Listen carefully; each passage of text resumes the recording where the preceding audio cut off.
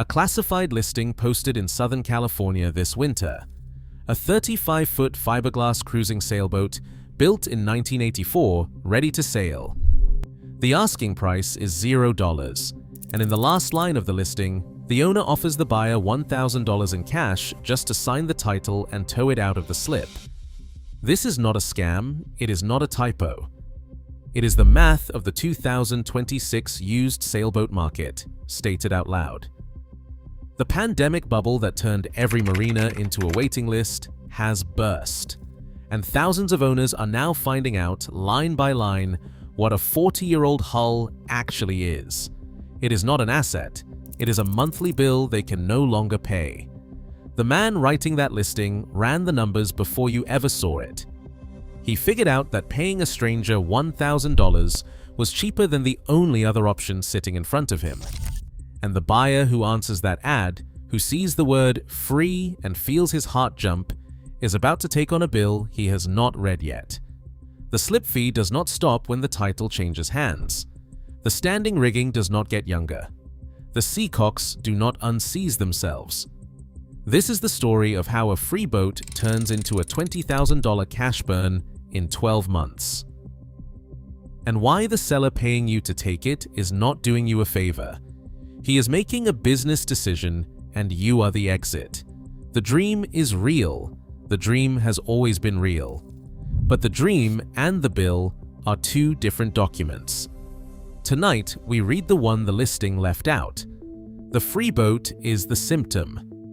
The real problem is a cost model that quietly turned a used hull into a monthly subscription, whether the boat ever left the dock or not. Two columns define this entire video. The first column is the promise. A classic blue water cruiser, hand-laid during the best decades of American and European boat building, offered at the lowest price in sailing history. $0. The second column is the actual bill. A survey you have to pay for, a slip you may not even be able to get, rigging that is 3 replacement cycles overdue, and a disposal cost at the end that no buyer ever plans for. The gap between those two columns is the entire video. The math is not subtle. A purchase price of $0 does not lower the cost of ownership by a single dollar. It only removes the one line item that was already the smallest. For the working sailor watching this, that is the lesson the listing will never print. The hull is freakours. The physics are retail. Subscribe to Yachts and Boats. We run the year 1 maintenance math, so a $0 price tag never costs you $20,000. One question for the comments before we open the books. Are you seeing this in your own marina right now? Boats sitting unsold, prices cut, owners getting desperate. Drop the most desperate listing you have personally seen below and tell us the marina. We read every one and they become the research for the next investigation. Now, back to the boats themselves, because to understand the collapse, you have to understand the boom that built the fleet. The fiberglass boat building explosion ran from the mid-1960s through the 1980s. For roughly 2 decades, yards across the United States and Europe poured glass-reinforced plastic into molds and turned out hundreds of thousands of cruising hulls. Catalinas, Hunters, O'Days, C&Cs, Pearsons. These were boats a schoolteacher, an electrician, or a retired machinist could actually afford. And they were built in an era when yards did not yet know how little material they could use, so they used more. The result was a hull built to be virtually indestructible. That toughness was the promise. A boat that would outlive its first owner and still cross an ocean for the second. Hold on to that toughness, because it is the exact thing that condemns these boats now. Here is the problem buried inside the engineering. A boat built to last 50 years never stops competing against itself on the used market. The supply never shrinks, it only grows. And the people who bought these hulls new are all leaving the water at the same time. The average sailboat owner today is in his late 50s to early 60s, per marine industry data through 2026. The average buyer of a new boat is 60 years old, per the National Marine Manufacturers Association. The whole generation that fueled the fiberglass boom is stepping off the docks at once, and the younger buyers who should replace them cannot get in the door. A younger buyer faces two bad options. On one side, a new boat with prices rising 2 to 5% every year. On the other, a 30 or 40-year-old hull that no bank will touch. Most marine lenders will not finance a hull older than 15 to 20 years. A 40-year-old free boat cannot be financed at all. The buyer has to show up with all cash, and that cash gets eaten by repairs before the boat ever leaves the slip. So the unwanted fleet piles up on the docks. The promise was a hull that lasts forever. The reality is a hull that has outlived its own market. Follow the money out of the boom and into the bust, because the trap is precise. Start with the slip. The slip is the engine of the whole thing. A wet slip runs $15 to $50 per foot per month in 2026, depending on location. For a 30-foot sailboat, that is $5,400 to $18,000 a year just to keep the boat in the water. In high-demand harbors like San Francisco Bay, Newport, and Annapolis, the rate climbs to $600 to $1,500 per linear foot per year. A 35-foot boat can cost $21,000 to $52,500 a year in slip fees alone. And the slip does not care whether you ever cast off. In some marinas, 50% of boats leave their slip fewer than 5 times per season, per operator surveys. The slip fee is a fixed cost. It is charged whether the cabins are full of family or full of mildew. Now add the term that decides everything. Carrying cost. That is every dollar the boat burns just to exist, whether it is sailed or sitting still. Slip plus insurance, plus the bare minimum to keep it floating and legal. And here is where carrying cost crosses a line that has a name: negative equity. A boat hits negative equity the moment it costs more to hold each year than the boat is worth on the market. Run the example. A 1985 35-foot production cruiser, surveyed, is worth $15,000 to $25,000 in the 2026 market. The slip at a mid-tier California marina is $6,000 a year. Insurance at 2% of a $20,000 hull value is $400. Basic maintenance, bottom paint and service is $2,500. That is a carrying cost of $8,900 every single year. Divide the hull value by the annual carrying cost. In 2 to 3 years, the total cost of simply holding the boat exceeds everything the boat could ever sell for. At that point, the math flips. The boat is no longer something you own. It is something that owns you, and the loan market made it worse on the way down.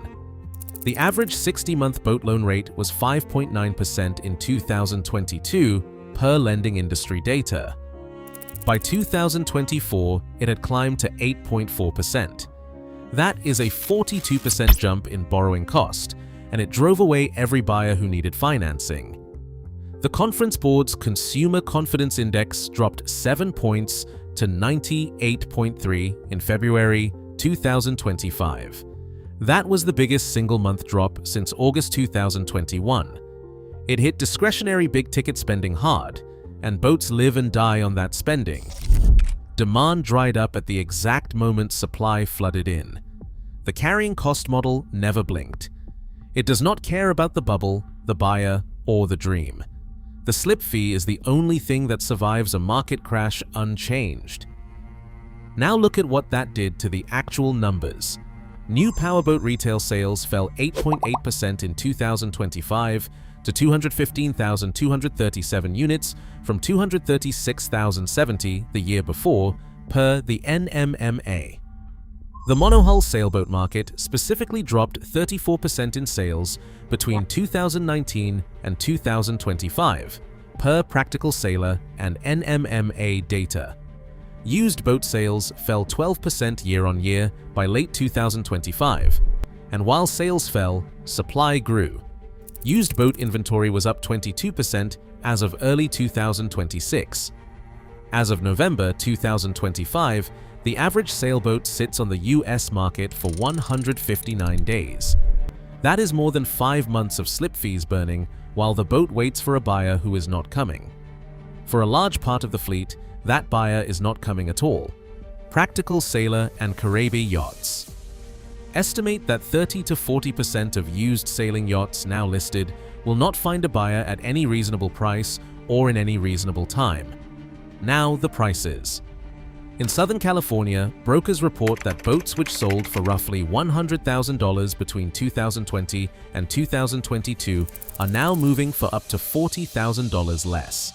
That is a 40% drop in 4 years, sourced to Southern California brokers in November 2025. Write that down. A boat that sold for 6 figures at the peak now changes hands for 60 cents on the 2022 dollar. And that is the boat that still sells. The market has split into 2 groups. Group 1 is the newer, well-documented, well-kept cruiser built after 2005. It still holds value. Group 2 is the pre-1990 production fleet, the 70s and 80s volume boats. It cannot be financed. Insurers increasingly will not touch it. And the pool of buyers has simply vanished. That is the fleet flooding Craigslist, Boat Trader, and Facebook Marketplace. That is the fleet where the words "free boat" show up, and marina operators feel it. 60% of marinas raised service rates in 2024. 42% of marina operators said filling slips was their single biggest problem in 2025. Read those 2 facts together. The marinas are charging more and filling less. That is what a structure does right before it breaks on the people at the back of the line. The pattern is not accidental. COVID gave every marina a waiting list. The correction gave every slip a desperate seller. Put a face on the number, because the abstraction hides the trap. Call him Walter, a retired tradesman, 64, on a fixed income who has wanted a cruising sailboat his whole working life. He sees the listing. A 35-foot, 1984 cruiser, free, with $1,000 in cash for taking it away. To Walter, this is the dream finally within reach. The price barrier he has been staring at for 40 years finally gone. He has looked at his bank balance. He has not looked at the bill. So we read it for him, line by line, the way the seller never will. Before Walter can insure the boat, use the boat, or legally run it, he needs a survey. A marine survey runs $25 to $40 per foot, according to surveyor industry rates. On a 35-footer, that is $875 to $1,400. That is the first check Walter writes on his $0 boat. The survey is not optional. Nearly every insurer requires one for any vessel over 10 years old. But the hull cannot be properly surveyed in the water. So Walter pays a haul-out, $10 to $20 per foot, another $700 to $1,400 before anyone has even looked at the boat. Add a rig survey, $300 to $500. Add an engine inspection at $100 to $180 an hour for a diesel inboard.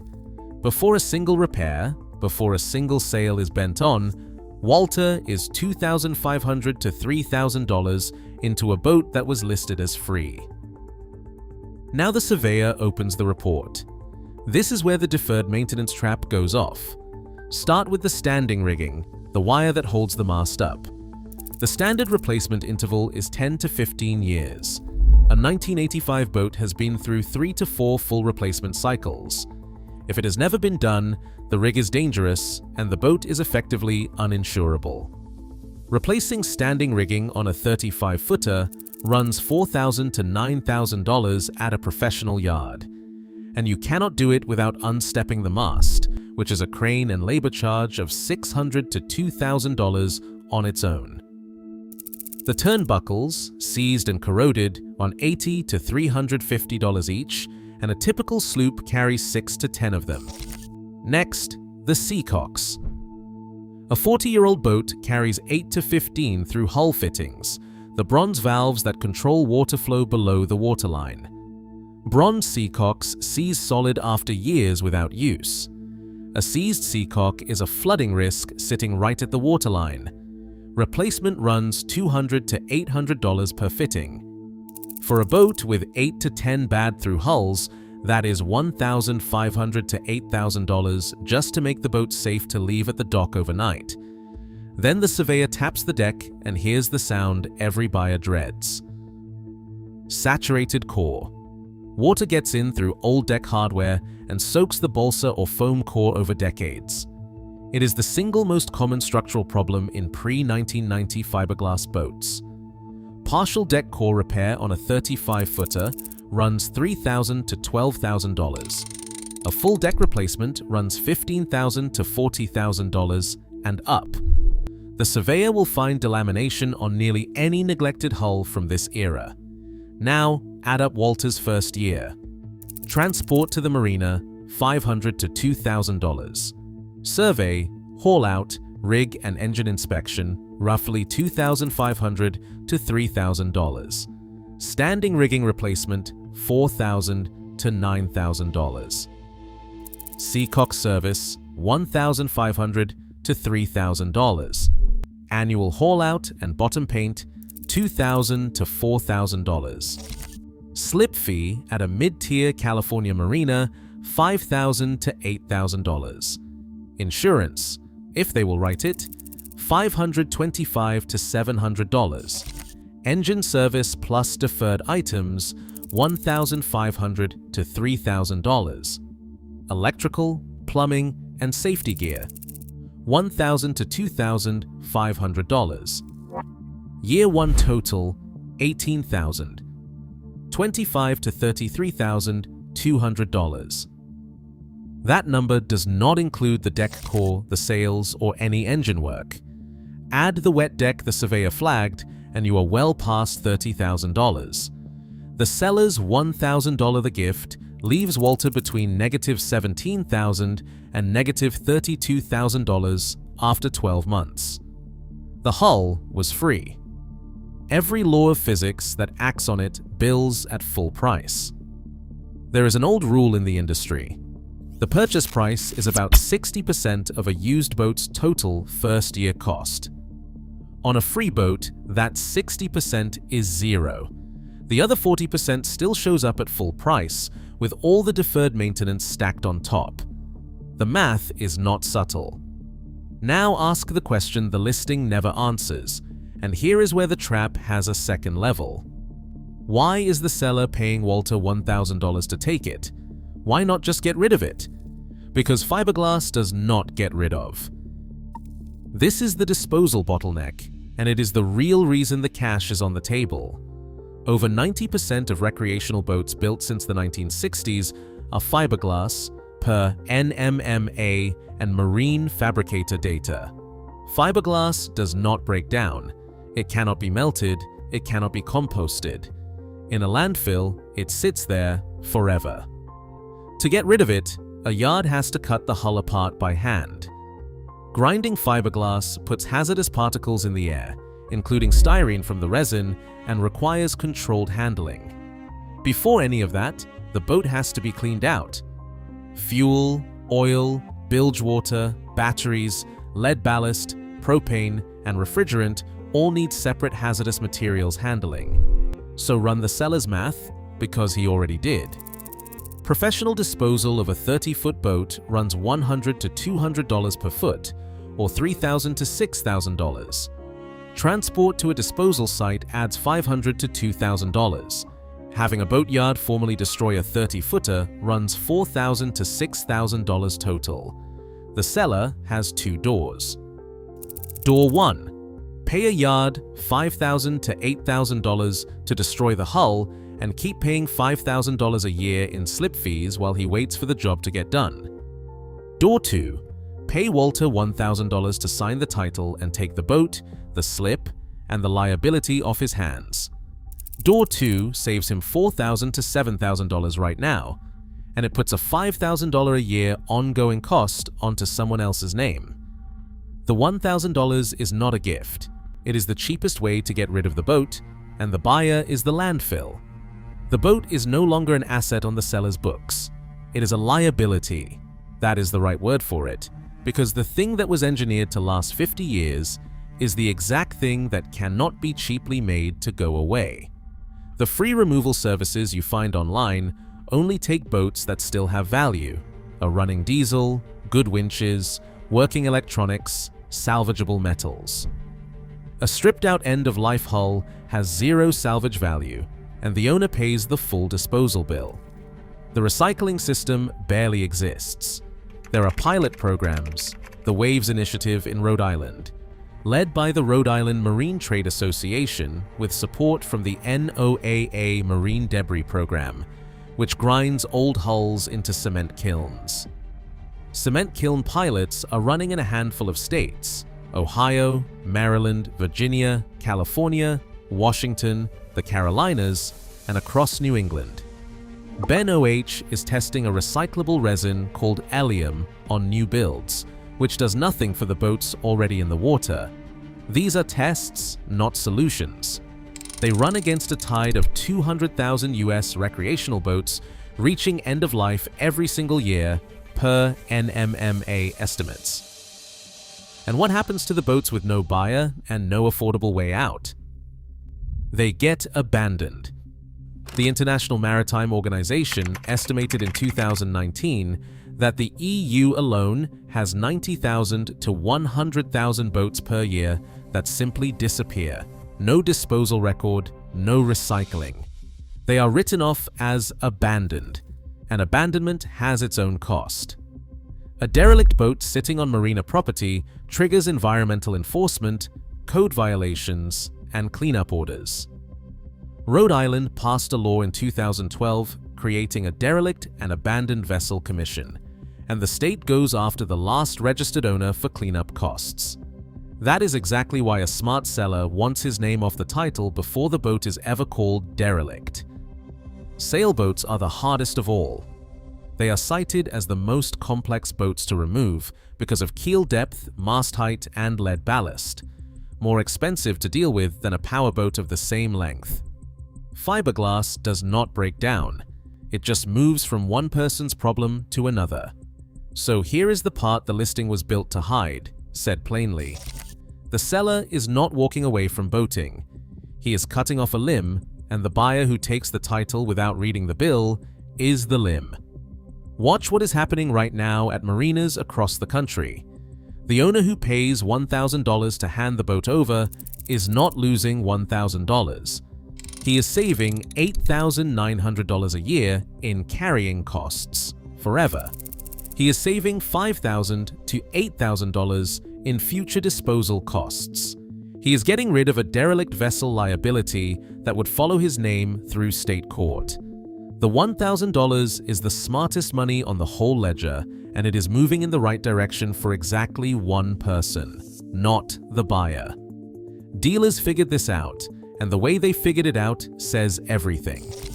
One dealer had a boat sitting unsold for 118 days, per a 2025 broker account. Price cuts did nothing. The moment they threw in free winter storage, the boat sold in 48 hours. Read that. The buyer did not move on price. The buyer moved when someone else agreed to absorb the carrying cost. That is the whole market in one transaction. The price was never the problem. The bill was. And here is the question the listings raise but never answer. When the carrying cost of a boat is permanently higher than what the boat is worth, who is supposed to eat the loss? The market has given its answer, and the answer is the buyer. The seller passes the loss forward, dressed up as a gift, with $1,000 of grease on the hinge. The pattern is not accidental. It is the only move the carrying cost model allows a desperate owner to make. So if you are Walter, if you are the man who sees the word free and feels the pull, here is the defense. Alarm without a fix is useless. First, run the year one numbers before you ever reply to the listing. Write down the full bill.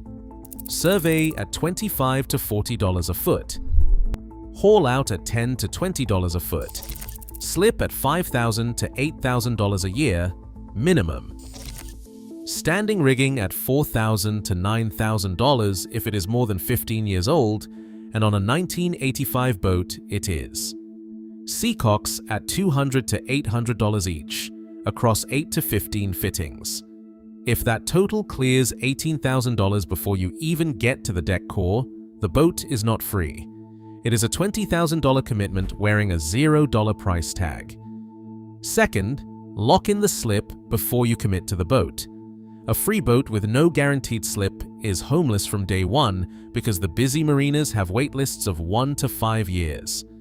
Call the marina, get the per foot rate in writing, and confirm there is an open slip with your name on it.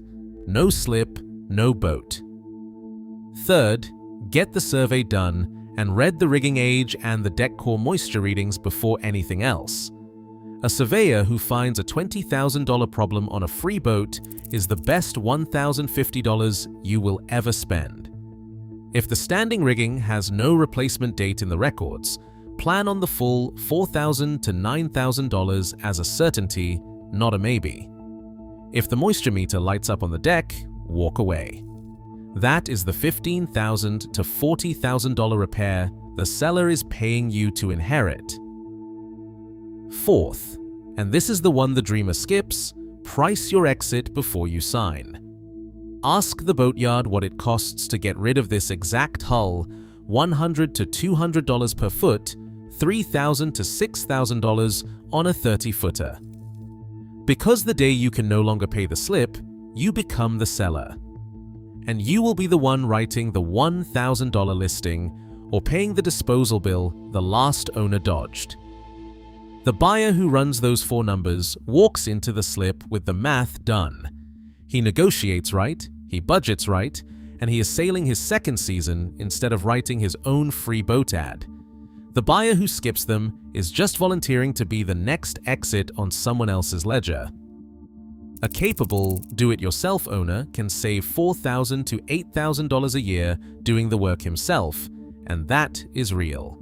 But the group most likely to answer a free 1985 sailboat ad is 55 to 75 years old, and often without the rigging, diesel, and fiberglass skills the job needs. The math holds even for the capable, because the structural problems, the wet deck, the dead rigging, the seized seacocks, do not care how handy you are. Compress the 2 columns one final time. The promise is a tough classic cruiser, the boat of a lifetime, offered at the lowest price in the history of the sport. The reality is an $18,000 to $33,000 first-year bill, a slip that charges whether you sail or not, a hull no bank will finance and no insurer wants, and a disposal cost at the end that the last owner just paid you $1,000 to take on. The gap between those 2 columns is the whole trap. A boat is only worth what someone will pay to keep it, and the market has reached the point where the cost of maintenance, insurance, and storage has passed the value of the fiberglass itself. By a gap that grows every year, the boat gets older. The seller who offers you $1,000 to take his boat is not being generous. He is the most rational person on the entire dock. He read the bill first, now you have read it too.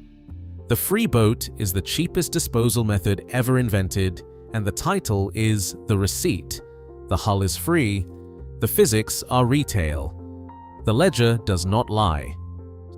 Subscribe to Yachts and Boats. We run the year 1 maintenance math, so a $0 price tag never costs you $20,000. And tell us in the comments the most desperate listing in your marina with the city and the asking price, because the next collapse is already being written 1 slip at a time.